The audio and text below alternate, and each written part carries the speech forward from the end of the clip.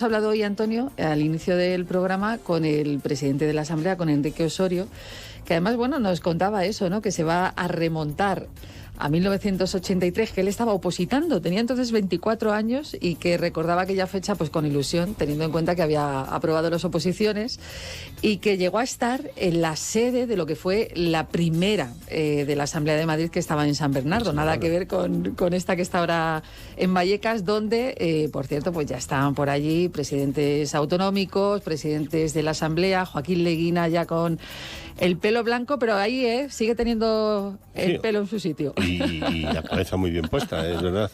Y bueno, pues oye, fíjate tú, ya un sistema autonómico que en aquel momento empezaba a dar sus primeros pasos en España, que en Madrid además, pues al ser una provincia, una autonomía uniprovincial, evidentemente no había ningún sentimiento autonómico, como en muchos otros sitios de España, pero que después de estos 40 años pues se ha demostrado que es un sistema autonómico que ha servido para acercar las instituciones a los ciudadanos, para resolver desde más cerca muchísimos de los problemas que les preocupan más cotidianamente a todos los españoles en cada lugar, y que se ha asentado ese sistema autonómico de forma que no podríamos comprender ahora nuestra política de esa manera. Por eso yo no entiendo a los partidos que, por ejemplo, dicen que hay que acabar con el sistema autonómico, igual que no entiendo a aquellos partidos que dicen que que el sistema autonómico tiene que llevar a separar a algunas partes de España. Es decir, a mí me parece que la obra que se hizo en la Constitución del 78, creando con el título 8º de la Constitución, creando el sistema autonómico, ha funcionado adecuadamente y ha mejorado la vida de los ciudadanos. Bueno, hablando de autonomías, fíjate, en Cataluña, claro, es que todos miramos ahora a Cataluña teniendo en cuenta varias cosas, pero una de ellas todo lo que han conseguido, ¿no? Gracias a esos pactos que los independentistas han arrancado a Pedro Sánchez, que han permitido esa investidura como presidente del gobierno, en una semana en la que se dieron cita en el Congreso con la presencia de los reyes, la princesa Leonor, inaugurando esa 15 legislatura, la 15ª, y con la ausencia precisamente de los independentistas. Claro, y es lo más llamativo de este acto de la apertura de la legislatura que ha presidido el rey y la princesa Leonor, ¿no?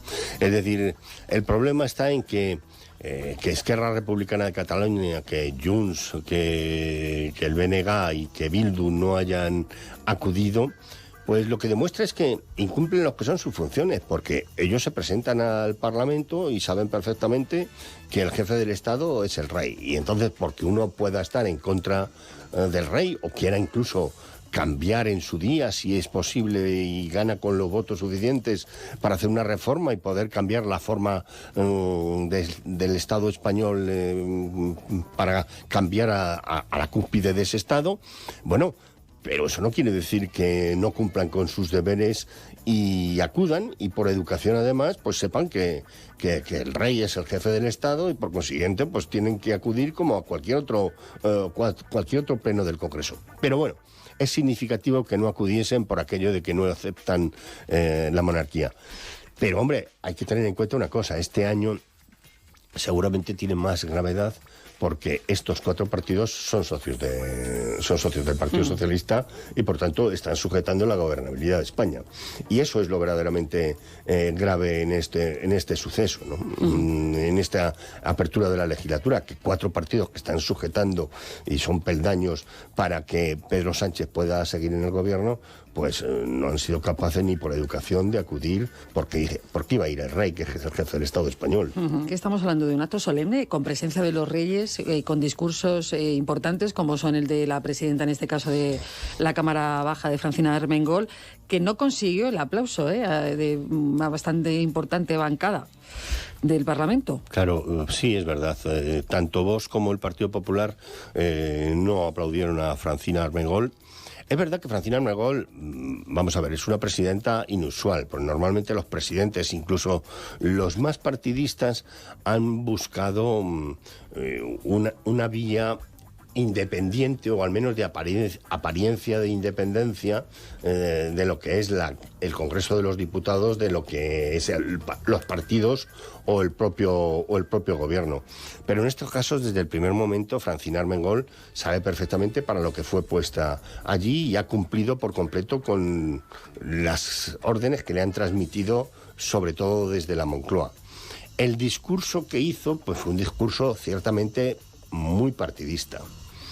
Pero te voy a decir una cosa, Nieves, si yo hubiera sido el responsable del Partido Popular, no hubiera dejado de aplaudirle a Armengol por protocolo, porque es la presidenta del Congreso de los Diputados, y después hubiera dicho que no estoy de acuerdo, evidentemente, con las palabras que ha hecho y la hubiera criticado. Pero creo que estamos cayendo. La democracia no solamente es el fondo, la democracia también son las formas. Y estamos cayendo por parte de todos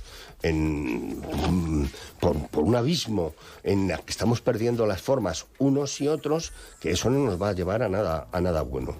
Yo también opino que efectivamente nunca hay que perder la compostura, las formas y el respeto a esa Cámara, que Exacto. al final es donde nos representan, ¿no? A todos los españoles. Hombre, Vera. Es que estamos hablando de un acto solemne, con presencia de los reyes, con discursos importantes, como son el de la presidenta, en este caso de la Cámara Baja, de Francina Armengol, que no consiguió el aplauso de una bastante importante bancada del Parlamento. Claro, sí, es verdad.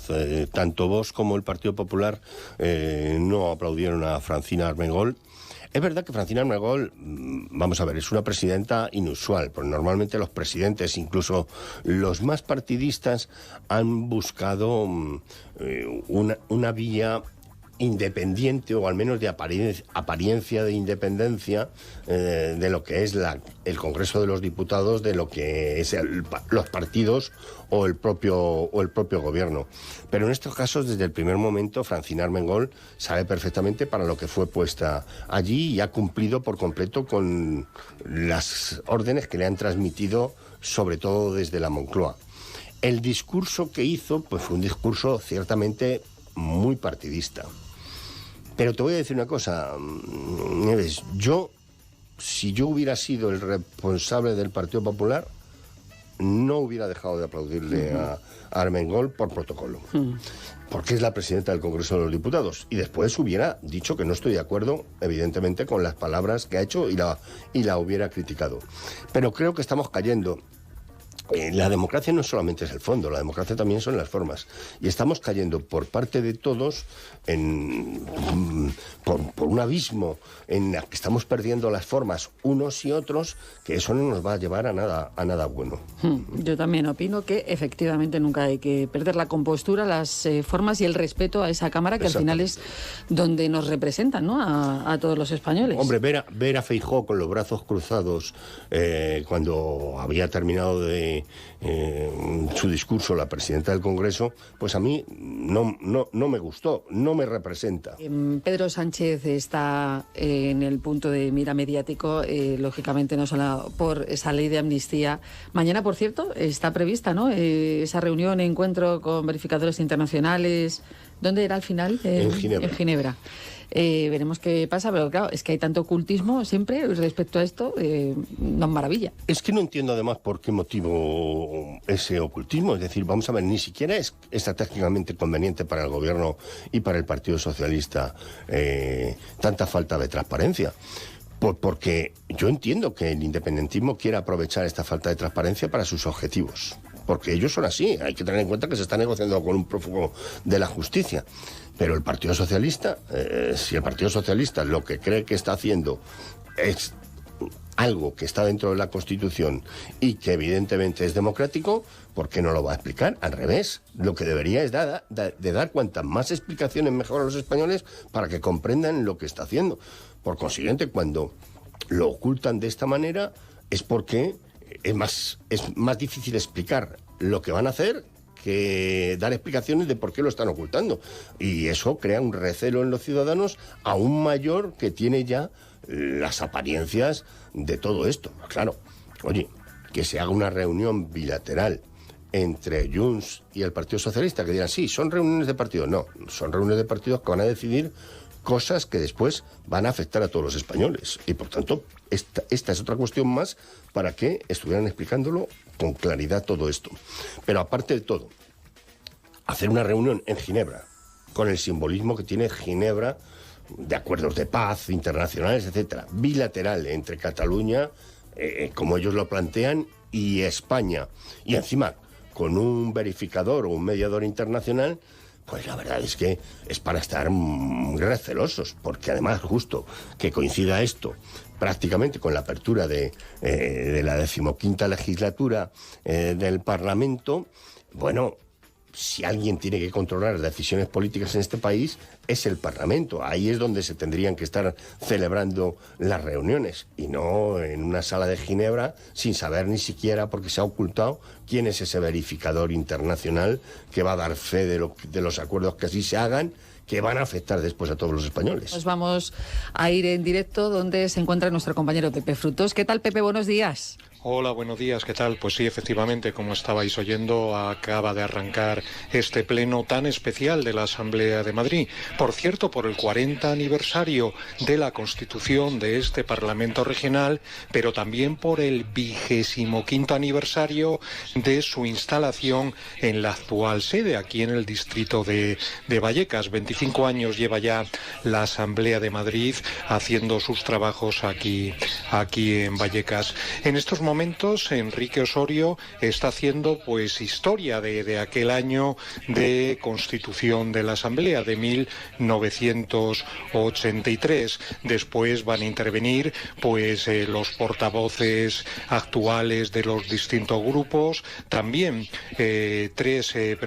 dos presidentes más de esta Cámara Legislativa y 5 presidentes autonómicos, empezando por el que inauguró este estadio autonómico en Madrid, el entonces miembro del Partido Socialista Joaquín Leguina, hoy expulsado del partido. Por cierto que Juan Lobato, pese a esta expulsión en el último año, fue hace unos meses, pues ha confirmado su orgullo por la labor en aquellos tiempos de los gabinetes dirigidos por Joaquín Leguina. Será un pleno muy especial en el que también pues en los pasillos se ha instalado una exposición con curiosas fotografías de aquella época, de aquella ya lejana época, 1983, en la que empezaba a andar la autonomía de Madrid, la joven autonomía de Madrid, entonces con muchas menos competencias que ahora. Bueno, pues es la casa de los madrileños y es tu casa, Pepe, porque te pasas allí las horas, ¿eh? Sí, bastantes horas. Mira, si queréis os dejamos, está haciendo recuerdo de aquella época todavía el actual presidente de la Cámara, Enrique Osorio. Os dejo con él. Las estructuras de las ciudades estaban a medio hacer. Se estaba cometiendo una traumática reconversión industrial y el 23 de febrero de ese año se produjo la expropiación de Rumasa. Por otra parte, el ambiente social también estaba marcado por algunos hechos que ahora recordamos. Ese año hubo que lamentar 44 víctimas de la banda terrorista ETA, la mayoría de ellos policías y guardias civiles. Eran los años más duros del terrorismo. También había una alta inseguridad ciudadana, con un alto índice de robos, muchos asociados a la droga. A principios de 1980, la heroína se empezó a extender, desgraciadamente, por las calles de las ciudades y afectó a muchísimos jóvenes. En 1983 solo existía un centro de drogodependientes en la Comunidad de Madrid. Además, en una ciudad como Madrid se multiplicaban las barriadas de chabolas. Pese a este panorama que acabo de describir, nuestra joven democracia seguía dando pasos al frente. En septiembre, el Congreso de los Diputados celebró el primer debate del Estado de la Nación. En ese año comenzaron las movilizaciones contra ETA. Fueron multitudinarias las manifestaciones. Lo que está haciendo Enrique Osorio nos contaba, ¿no?, esta mañana, que a la hora de prepararse el discurso, Antonio había dicho, bueno, como van a hablar tantos, porque es verdad que van a hablar 5 presidentes autonómicos electos, también tiene después los discursos de otros presidentes de la Asamblea, dice, yo voy a empezar por el principio, y entonces se ha ido 40 años atrás, cuando estaban en San Bernardo, en 1983, y está haciendo un retrato, ¿no?, de lo que era la España a nivel social y político de entonces, con esa democracia joven que decía, ¿no?, y con ese primer Estatuto de Autonomía de la Comunidad de Madrid, con esa primera sede, en fin, que hoy estamos de celebración y esto deberían saberlo también los jóvenes. Claro, es que, oye, España evidentemente ha cambiado mucho en estos 40 años y mucha culpa también de que España haya cambiado en estos 40 años la tienen, pues, esa Constitución española que permitió, bueno, pues que surgieran toda esta serie de instituciones que descentralizaban una España cuando que antes de la democracia tenía un verdadero problema, y es el que la gente pedía esa autonomía, pedía esa descentralización, ¿no? De hecho, recuerdo los gritos en los años primeros de la democracia, libertad y autonomía, es decir, que era un grito muy, muy habitual porque estaba arraigada la autonomía en mucha parte de España, ¿no?